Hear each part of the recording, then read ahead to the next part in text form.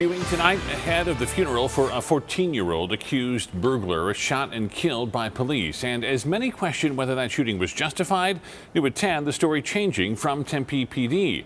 Originally, we were told that teen was with another man. There's still some suspect outstanding.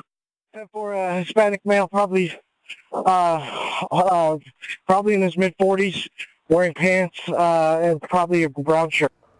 A very specific description of a man police now say never existed. All of this coming as ABC 15 has obtained the police department's use of force policy. Zach Crenshaw joining us live. And Zach, how do the officer's actions match up with protocol? Well, in some ways, his actions are justified, Steve. In other sections of this 10-page policy, though, they seem to be in direct contradiction. So we're going to lay out 3 important points of Tempe's use of force policy and let you decide. A makeshift memorial now stands, where 14-year-old Antonio Arce died last Tuesday, shot running away from Tempe police officer Joseph Hine, whose co-workers will now determine if Hine violated their use of force policy, which Tempe provided ABC 15 on Tuesday. One of the policy's first points says, if practical, any use of force should be preceded by a verbal warning that force will be used if the subject does not comply. Hey! In the body camera footage, the officer's first words are, "Hey." Then, "Let me see your hands!"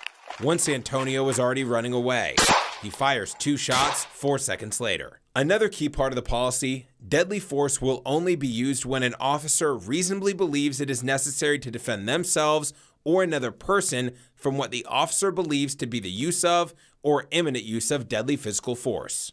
The only other time Tempe PD allows deadly force, to arrest or prevent the escape of someone the officer believes committed a felony involving deadly force or the threat of deadly force, and that person poses a risk of killing or hurting others.